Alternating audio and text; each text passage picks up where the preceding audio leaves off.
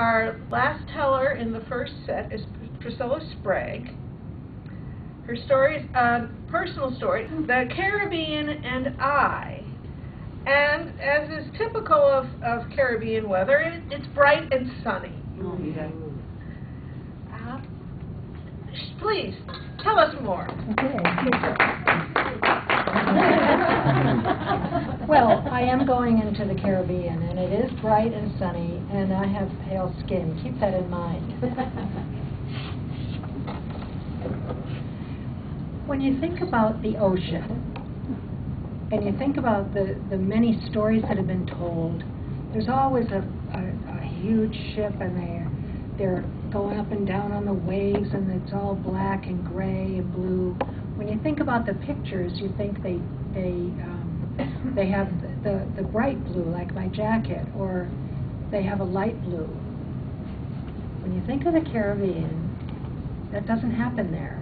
You have this green, like I have on my shirt, and it's so beautiful, and the sand is so unrocky, and all the seas you've ever seen melt away in your eyes, and this is the way the sea should be. And so when I got married and moved there to teach school, I thought, yeah, this is really pretty here. And my sisters-in-law said, would you like to go snorkeling? Snorkeling? I don't think so. And they said, yeah, come on. So I thought, well, okay. So I got handed some flippers, and I got handed a mask, and I got handed a thing to breathe in. And I had a terrible time getting that thing in my mouth and holding on to it and keeping the mask on. And so I didn't pay attention, and I took a couple of steps with my flippers on, and what will happen then is that because you have put sunscreen lotion on just before, and you will walk into the snow, or into the sand, and become a sandy person. And so I was amazed that I did that, but I was all set. So they said there were 3 laws in snorkeling. 1, don't go out past the reef because that's where the sharks are. The second one is don't reach in any little holes or big holes because that's where the moray eels are. And they will grab a hold of you, and you won't be able to breathe, and you won't be able to live, and that will be the end of you. And you just got married, so don't do it. And third, don't step on those cute little pin cushions in the water. They're called sea urchins. And those little things, those little cute little things can really hurt you. The pokers really poke in. And the second thing is they have something in them, and it's not good for you, and you can get poisoned and have a terrible time. Well, I'm not going in then. Oh no, I could come in. So I walked in and got these big feet, and I said, okay, now what? And they said, now you just lie on the water and look.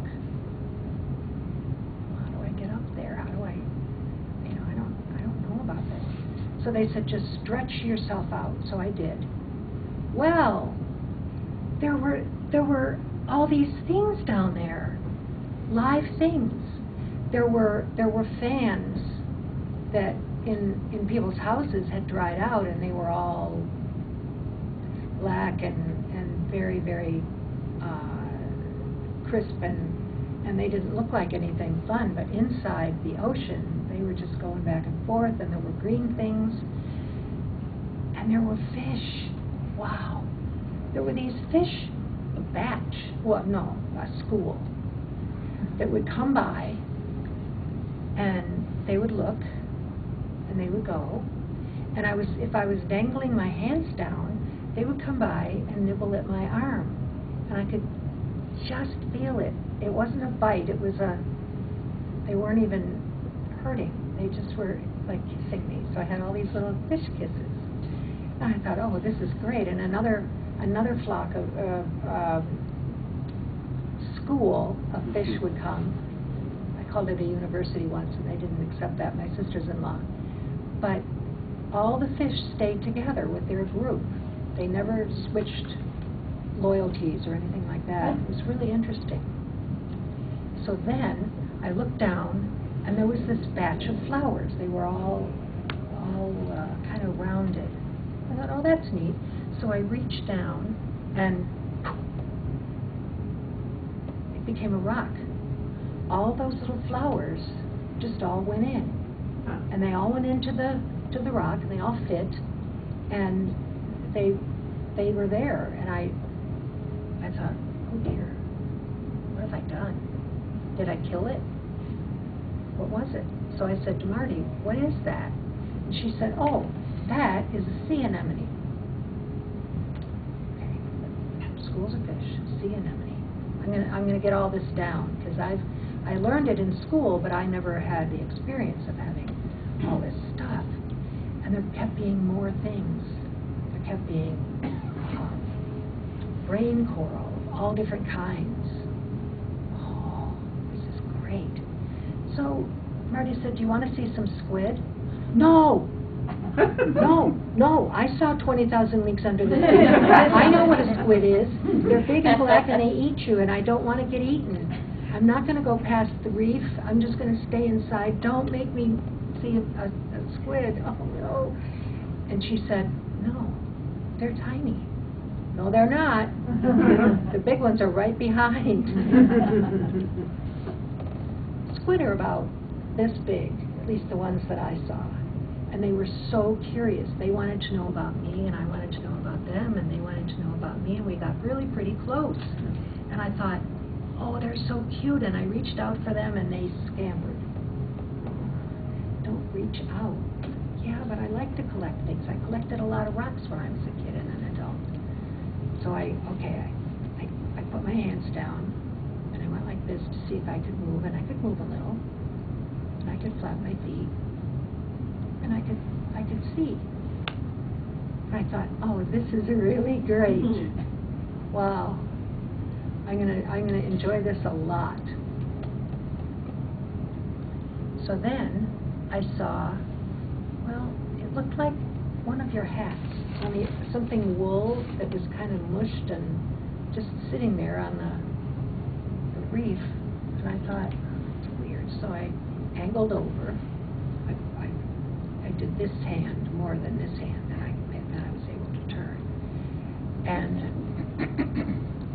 I saw, well, I don't know, I looked, and I got a little bit closer, and then I saw that he was moving his arms, and there were probably 8 of them, and it was an octopus. I was so excited. I thought, oh, if I can just touch an octopus, I'll be happy the rest of my life. Oh. So, that's kind of being casual about it. Reached out, and he inked me. Now you think it's funny, and I probably would at another time. This was a really hard thing to take, because I was being nice, pretty nice. I was bigger, but he didn't need to do that. The whole ocean turned black, and I thought, what the hell? Well, it cleared up because it was only a little bit of ink, but it was pretty powerful stuff. And I tried to wipe off my mask, and that didn't help, and I went like this, and that didn't help. But finally, the ink went away, but so did the octopus. And I never saw it again, and it really did look like a hat. I meant no offense. So I decided I would go in. So I turned, and then I was going toward the shore, and there was this really beautiful, very ballet-like movement, and the edge of this diamond was just going like this, the edge, and it was so smooth, and there were 2 of them, and oh man, I didn't know what they were, but they were beautiful. thought, don't touch. I didn't get closer. But then I thought, well, no, I've really learned my lesson. I shouldn't touch it. And then I saw the long tail. And all it is like this big, only it's very long. And it has a thing at the end that would kill me. Oh no, I was going to be killed by these things. These were stingrays. Oh no. Oh no. And I panicked. And I headed for my husband, on whom I crawled. I was just married, I didn't know. And my sisters-in-law were there listening to me screaming. And I said, this stingray is going to kill me. I don't want to die now. I really don't. I just got married and I don't know what I'm doing yet. And I should live a long time. And my grandmother didn't die until she was in her 90s, and so I don't see why I have to die now. And well, they got me out of the water by banging around on the sand with their flippers, which then parted the water because the sea urchins follow along with the water. They don't have their own locomotion. So the sea urchins went away, and I finally got out of the water, and I was just terrified. I put my towel around me, and then, I just thought, I don't want to ever go back there again. And they said, well, we'll bring you another time when it isn't so wild out there. So I thought, well, okay. He was going to kill me. I know he was going to kill me, and I didn't want to die. But it was the Caribbean. The water was green. The sun goes through the water, and I could see the beautiful wildlife with the plants growing up. And I thought, no, I made it out alive, and I'm happy now. And it was a good thing to do. It was a wise thing to do. I had very pale skin. It was very sunny in the tropics. And I got the worst case of sunburn I have ever gotten in my life. So I had the wise woman and the really stupid kid all in one place. And I've been back in the water and had a good time, and hope that you do if you ever go.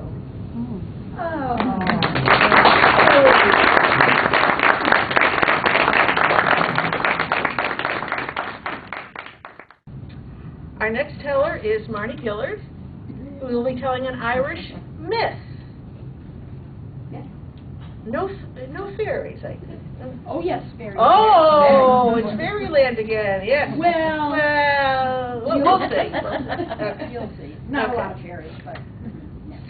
Young Finn McCool saves Tara. And the answer to the weather question from Marnie is stormy.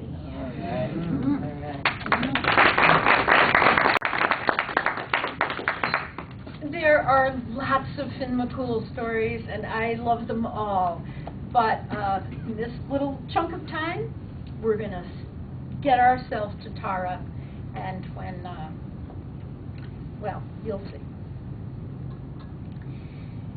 Now, druids are usually considered wise people, and they give good advice, and they're connected to the energies of the gods and the goddesses. And in the early parts, before really the fairies, the Sidhe, the gods and the goddesses that were known as the Tua de Danann, the people of the goddess Dana, that was all sort of in heaven. There were lots of Tir Nobes and Tir Fatans and all these different places where the gods and the goddesses lived. But in time, they really did want to come and be part of the earth and come into what we think of as Erin or Ireland. And you would think that a druid who has his ancestry connected way back to those ancient goddesses would be a wise one. But Taig, in this story, Taig is the druid who is advising the king. Some would say Khan of 100 Battles, others would say Cormac MacArt, who would be like the grandson of Khan. And Taig was a good advisor to the king. But one thing he was a foolish man about, and that was that his daughter, who was a gorgeous girl, and so many people were wanting to take her as a bride, he had no use for a lowly human, let alone a fighter for the king. And Cool McTrenmore of the Basna clan, a big clan, and many of his people were right there as part of the king's Fianna. The Fianna were both warriors who protected Ireland's boundaries, but also peacemakers, because there were kings and clans and lots of fighting among the people of Ireland, and the Fianna was there to kind of like, let's keep the peace, let's make for this beautiful country.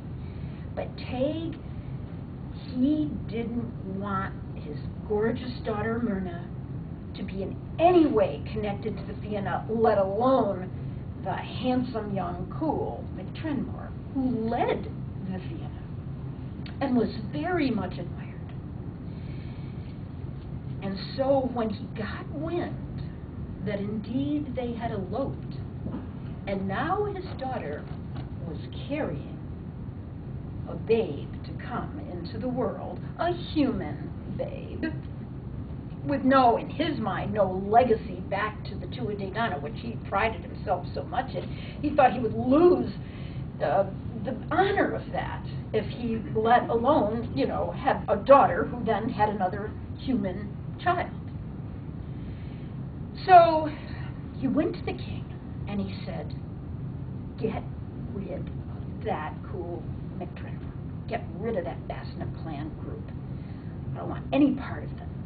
You've got to handle it. You've got to do something about it. And because the king was dependent on the druid, he allowed some of his regular warriors that weren't these well-trained and highly skilled and poets and storytellers, all that were part of the Fianna, he allowed a battle to happen among his own warriors.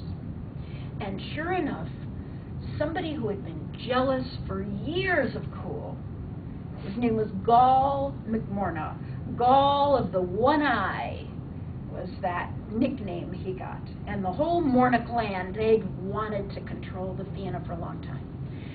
So sure enough, a battle took place, and when kind of things got really out of control, Cool was murdered, literally murdered. His cohort, his fellow warrior, he murdered him, hoping that now, once he was gone, Gall would get to be the captain of the Fianna.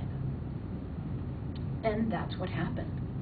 The king just put it to an end and said, all right, Cool's gone. He was a great warrior. He was a great friend of mine, but he's gone. Meanwhile, this new, beautiful young baby was being born in the king's palace at Tara, and Taig knew about it. And there are many stories all about what happened once the baby was born, but we're not going to go into those. It's just that he came out with beautiful, long, blonde hair, long, white hair. And his mother knew, this is a sign. This is a sign he has a destiny. This child has to be protected. I can't have the Mornas coming after him and kill him as they did his father. And so some say his grandmother protected him and took him off into the forest. Other stories tell that another druidess and a relative of Cool's took him way off to the west in Slieve Bloom, a big area of the west of Ireland. and tried to hide him and keep him from the Mornas, protect him. And sure enough, they were warrior women. They knew how to train him and teach him about the animals, and he loved the woods and the forests and all the green parts, all of Ireland. So as a little boy, he grew strong, and he had stories told to him, and poems told to him, and songs sung to him, and he just began to develop. And he went off on his own, and they watched over him, but they taught him how to be this person that would follow like his father. And he was a happy boy, and he had a lot of energy. And there were many, many, many little experiences that he had. One was that he saw an old woman crying one day, just crying and crying. And he said to her, oh, Auntie, what can I do to help you? And she said, oh, my son has been killed by this ogre, and he's gone away, and I don't have anybody to avenge him. The Irish love avenging. and he said, well, that's good, because I could avenge him. I wanted to avenge someone's life. Good.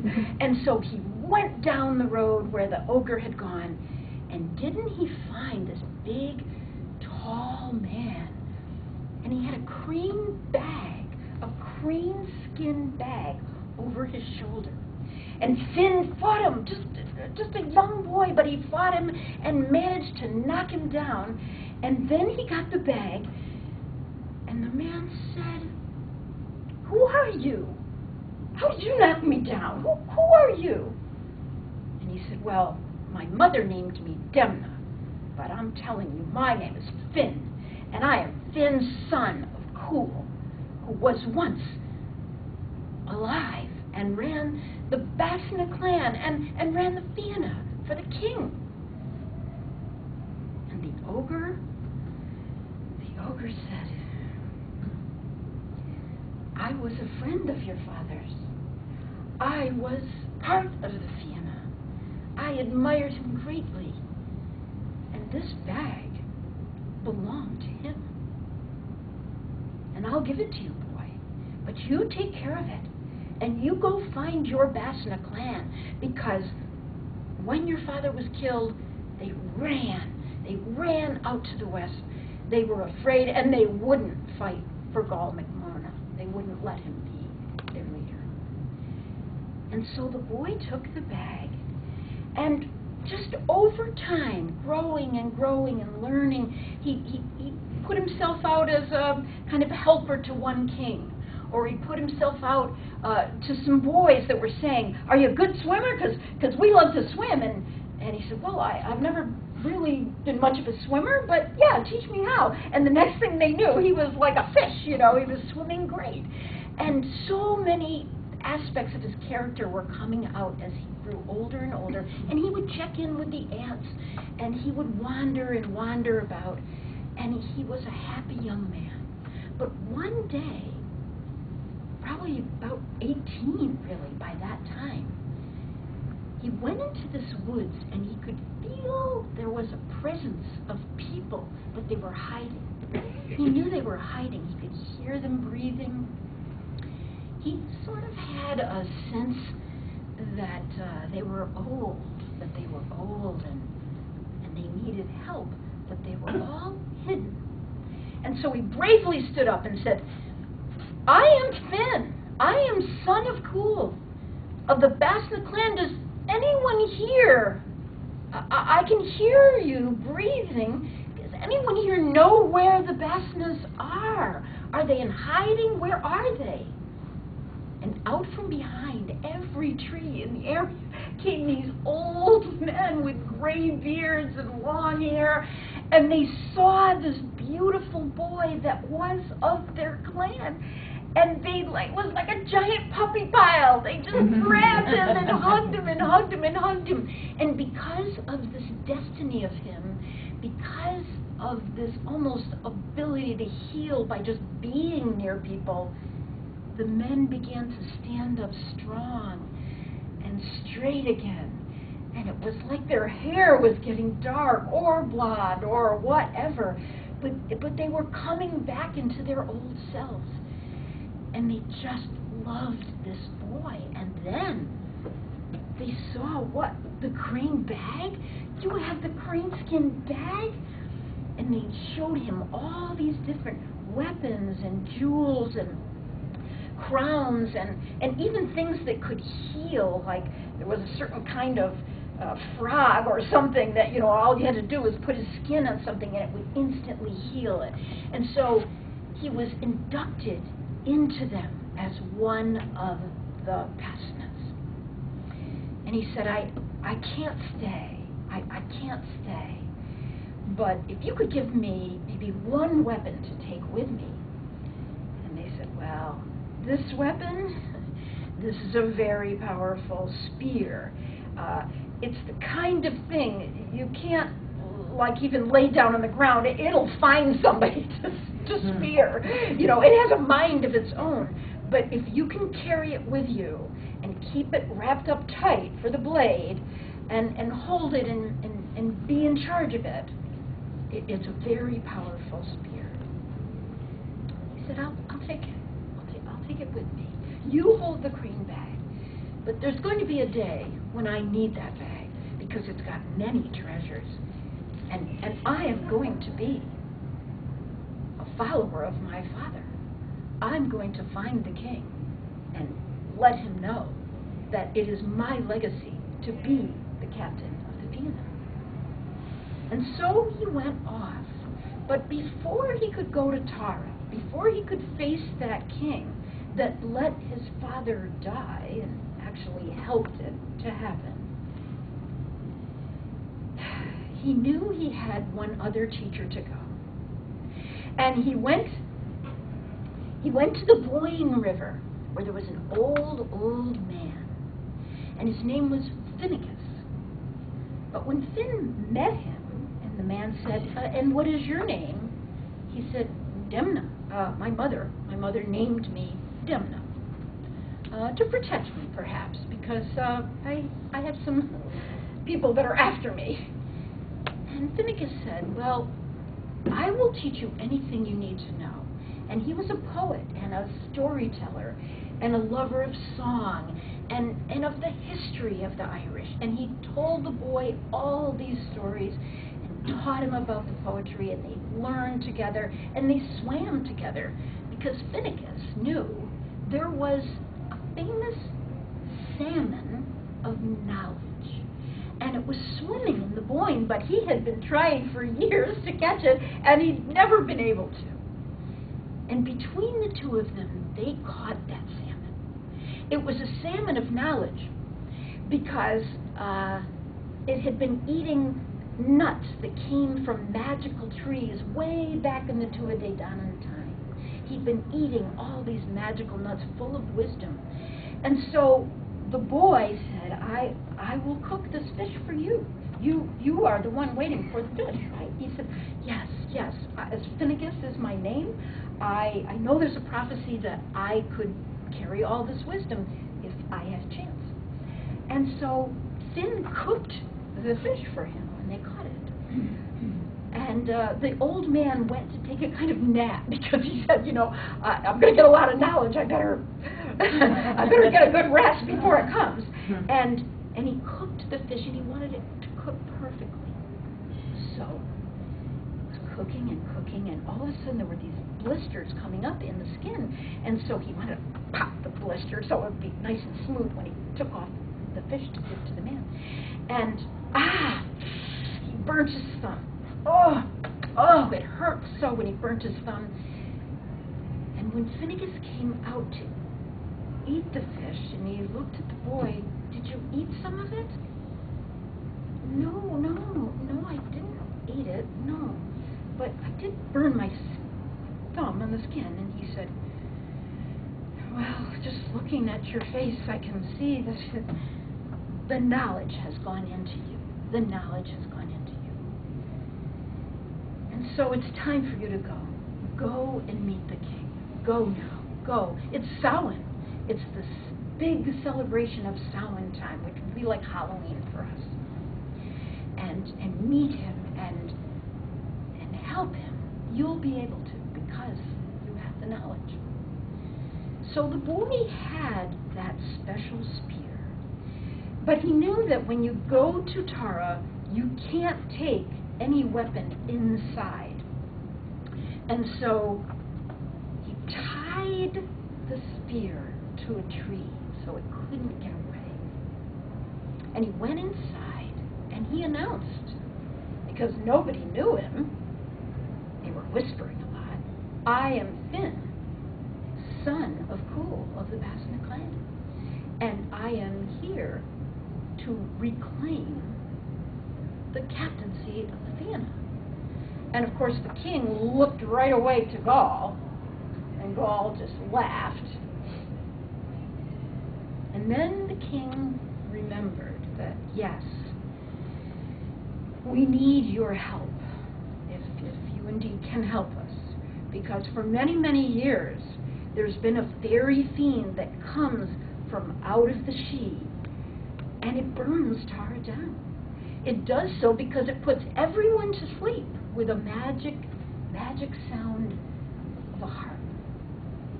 But once we're all asleep, we can't wake up, and then he burns Tara right to the ground. The grass around us, the thatch, the ramparts, all of it's gone.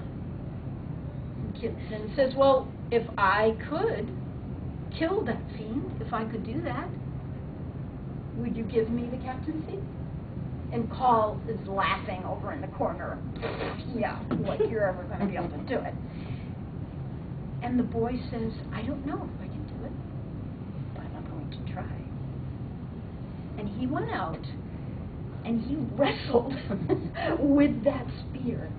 And he went up and walked the ramparts. And he looked out into the night. And he knew he needed to not fall asleep. And suddenly there was a voice behind him. And he turned and looked. It was the ogre. And the ogre said, if you can hold that spear against your third eye, your magical part of your mind, hold it there, you will not fall asleep to the music. But don't let it go. Don't let it go until you know you see a flame come toward you. And that's just what happened. He stood, and he held it hard, and he wasn't being put to sleep. But then there it was, a flame, a small flame, and then it started coming toward him, closer and closer, and he said, "Spear, do your work!" And the spear went right down inside the fairy fiend, and he was gone. And there was no flame, there was no fire. Everybody else was still sound asleep. And he walked around Tara, and he knew he had met the destiny that was meant for him. And when the king awoke and others awoke, and Gaul came and saw him, you can have that captaincy. I will not only be your guide and helper, I will be your friend. And that's how Finn, at 18 years old, got to be the captain of the Fianna. And there's lots more stories about Finn that you can find. And maybe I'll tell another one another day.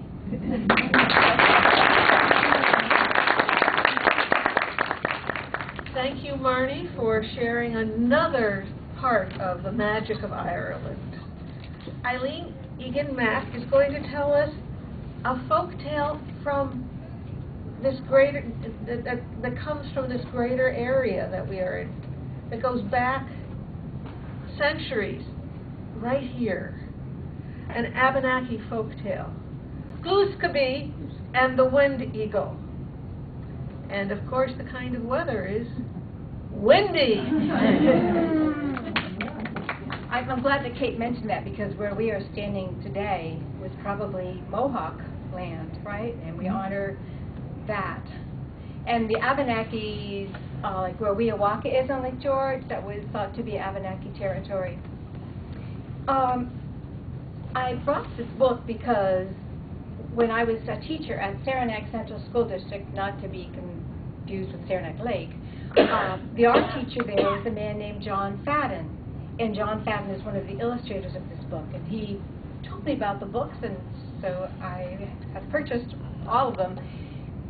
They are, in the stories, were put together by Michael Canuto and Joseph Bruchac, which probably a lot of you know Joseph Bruchac.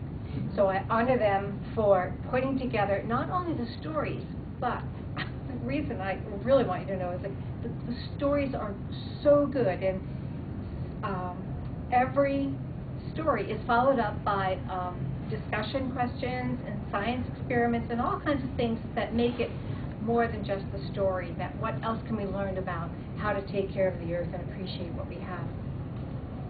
So I think you can still get these, Keepers of the Earth, Keepers of the Animals, Keepers of the Plants, And they're in the library. Yo hey, ho hey, Yo hey, ho hey. This story takes place in the area where the Abenaki lived, along the Great Water. Now, when they talk about the big water, were they talking about what we call Lake Champlain? Possibly. Could they be talking about Lake George? Possibly. But Glooskap lived in a little hut with his grandmother, Woodchuck. And Glooskap was, you know, a young boy working his way toward manhood, and he realized that there were some ducks out on the lake, and he wanted to go duck hunting. So he got out his canoe and got out his paddle and said, yo hey, ho hey, Ho hey, yo hey, yo hey, ho hey. ho hey. And he paddled, but the wind had picked up, and the wind turned him around and sent him right back to shore. Okay, try it again. Yo hey, Yo hey, ho hey, ho hey, yo hey, yo hey, ho hey. ho hey. He paddled harder and sang louder and paddled harder and sang louder, but 4 times he got sent back to the shore and realized that he was not going to be able to make his way out to where the ducks were on the bay. He was annoyed, and as he headed back toward the lodge, there was a stick across the door. Now, when we go to somebody's door, we knock or ring the doorbell, and we wait for somebody to answer it. But in the Abenaki tradition, you just enter someone's home, unless there is a stick across the door. And the stick is a way of signaling that the person inside needs quiet, they're working on something, and you do not disturb them. But not Glooskap. Grandmother Woodchuck! Grandmother Woodchuck! And he stormed into the lodge. What is it, Glooskap? And she sensed something wasn't right. Grandmother, where does the wind come from? Oh, Glooskap. I know that when you start asking questions like these, there will be no peace until I answer it. Glooskap, the wind comes from the wind eagle. He's perched on the highest peak in the mountains. And as he flaps his wings, he makes the wind. Oh, Grandmother, how do I find this wind bird? Oh, Glooskap, and she knew she didn't want to answer this question either. Glooskap, if you walk facing the wind and walk, you will eventually come to where the wind eagle lives. And off he went. Grandmother knew there was nothing she could do about it, and off he went in the wind, and he walked, and he walked through fields, and up hills, and down hills, and through valleys, and up the foothills of the mountains, and down the foothills of the mountains, and up the mountain, and the wind blew harder and harder, and it was more and more difficult to walk, and as he made his way up the mountain, he got to where the tree line stopped, because the trees can't grow where the wind is that strong. And as he stepped foot into that treeless part of the world, the wind blew off his moccasin. He stepped forward, and the wind blew off his other moccasin. But that did not stop Glooskap. He kept going. And as he went along, bending down to make his way. His pants were blown away. His shirt was blown away. But Glooskapie wanted to hunt those ducks, and he was going to find that wind. And next thing, whew, his hair was blown off his head. But he kept going. And he got to the part where the wind was so hard, he had to crouch down. And as he crouched down, the wind blew off his eyebrows. But he held on to those boulders and made his way. And there before him was the Wind Eagle. "Grandfather!" he called. "Who calls me grandfather?" "I call you grandfather. Grandfather, you are very good at making this wind." Well, the Wind Eagle puffed out his chest and waved his fat wings even harder. "Grandfather!" Yes. "Grandfather, you know, you are so good at making this wind, but I think you could do an even better job." "How is that?" "Well, I think you could do a better job if you were perched on that peak over there." "Well, how would I get to that peak?" said the Wind Eagle. "Oh, grandfather, I will help you with that. Just wait here." And the bare-naked man, without any hair or pants or clothes, made his way down the hill to find a basswood tree. Now, basswood trees are large, beautiful, round-shaped trees. Sometimes we call them linden trees. And if you peel away the outer bark, the inner bark is long and stringy, and it makes great rope. So he braided together the strings from the inside of the bark of the basswood tree, made his way back up to the mountain, and quickly wrapped that rope around the wings of the Wind Eagle, and tied him so hard he could, oh my gosh, hardly breathe. And he picked him up and started to move toward the other peak when there was a crevice in the rock, and down he dumped the Wind Eagle into the rock. Now for those ducks. And as he headed down through the treeless mountaintop, and then through the forest, and over the foothills, and across the valleys, and through the fields, and across the streams, back to his lodge, his hair had grown in. But as he was going, smells came to him. Putrefying smells, smells of rot and decay. And even though he was sweating from his walking, there was no breeze to cool him off. And when he got back to his lodge, he said, "Grandmother, what is going on?" "Oh, Glooskapie, what have you done?" For there out on the bay, the water had turned all foamy because there was no wind to bring oxygen into the water. And mosquitoes buzzed, and flies hovered around dead things, and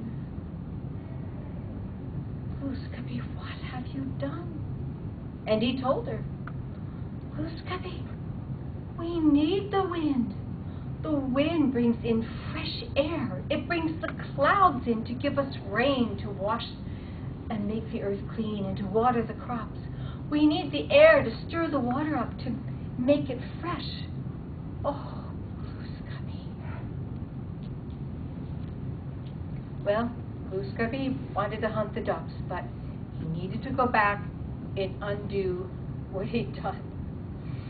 So he made his way across the fields, across the meadows, across the streams, up the hills, down the hills, up the foothills, down the hills, and up the mountain to where the tree line was, and on to where the peak was. And there was the Wind Eagle, upside down in the crevice, just as he had left him. "Uncle!" Who calls me uncle? "Uncle, what are you doing in there?"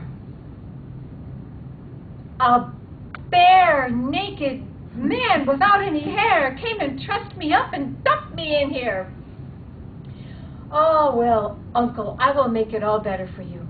And Glooskapie got in the crevice, undid the ropes, brought Wind Eagle back up. Oh, what relief to be able to breathe and open his wings again. And he said, "Uncle." "Yes, grandson." "Maybe it would be better if you made wind some of the time, but not all the time." "Yes, grandson, I think you are right." And that's the story of Roosterby and the Wind Eagle.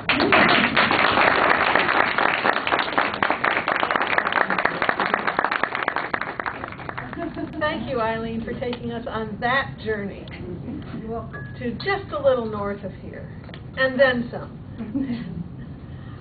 I will be sharing the last story with you. It's a personal story I'm calling Witnessing. And when I asked myself the weather question, the answer I told myself was an unexpected downpour that catches you without an umbrella. Now, have any of you ever witnessed someone doing something foolish? Okay, yeah, there's some there. Have any of you been witnessed while you were doing something foolish? Well, I can raise a hand for both of those, and I'll share an incident from each of those. First, when I witnessed something foolish. Back in the 1980s, my husband and I bought our third car. It was our first, and it turns out only, luxury car. It was an old Delta 88. Before the cars were downsized, it was big. It was beautiful. It had wonderful faux wooden dashboard, but really nice faux wooden dashboard. And the ride was smooth, and it was quiet. I was so excited the day we brought it home. I hopped up on the front fender and had my husband take me a picture of me, you know, sitting with my legs crossed and looking as cute as a 33-year-old could. A few months passed. That was the car that I drove to work. My husband drove the older utilitarian Toyota, small Toyota station wagon. But if I were going grocery shopping, like on the weekends, I would take the Toyota station wagon and leave the old Delta 88 in its berth in the garage. It was like an ocean liner. And it's difficult to stop as an ocean. That was a big flaw, that you stepped on the brake and eventually. So one Saturday I went off grocery shopping. And when I came in, I parked the Toyota and started hauling the groceries in. And my husband said, "Did you notice the frame of the garage door on the side of the Olds?" I said, "No." He said, "I've got to show it to you." So we went out and I looked, and there was this gash in the frame. I said, "What happened?" He said, "Well, I noticed that you had parked the Olds a little crooked, and I was afraid you're going to have problems backing it out, so I was going to straighten it out for you. But don't get ahead of me." But you're right. But the harder I tried, the closer it got, the worse it got, and until it jammed right into the frame of the door. I said, "But then you were able to straighten it out." He said, "Well, no." "So what did you do?" "I called a tow truck." "What?" "Yeah, I called a tow truck." And he went on, when the driver got out of the tow truck, he looked at it and said, "How the hell did your wife do that?" I said, "And you said?" He said, "Beats me." I said, "What?" "You had just gone. I called the tow truck. I knew you wouldn't be coming back. He'd be long gone by the time you got there." So I shook my head. I rolled my... Okay, let's move forward many years later. We have yet another car. It is a station wagon. We are now on our annual 10-day vacation trip. Our first stop is overnight in Buffalo. The previous year we had stayed at this really nice hotel downtown, but the parking fee for parking in their facility was, in my husband's mind, outrageous. So that time when we pulled in, he said, I want to park the car on the street, and we'll have to unload. I said, but we have all this luggage, because it's the 10-day trip, and we had 2 laptops, blah, blah, blah. He said, well, we'll just unload everything, and we'll load it back up. So we checked in, got the luggage cart. You know how, it's about that big, that long, and about this wide, and the metal tubing on each end, and the tube. Okay, you got it, enough. Yeah. So we loaded it up. We had a lot of luggage. It came up to about here on me. And I said, oh, I can push this up. You park the car, I'll take this up to the room. So off he went, off I went. And, pushed the button for the elevator. I pushed it in, went over to the control panel, pushed our floor. But as the door was closing, I thought, so you know how only the front wheels of the luggage cart move, and I have some time, why don't I just turn the luggage cart around as the elevator is going up, so I can just push it out.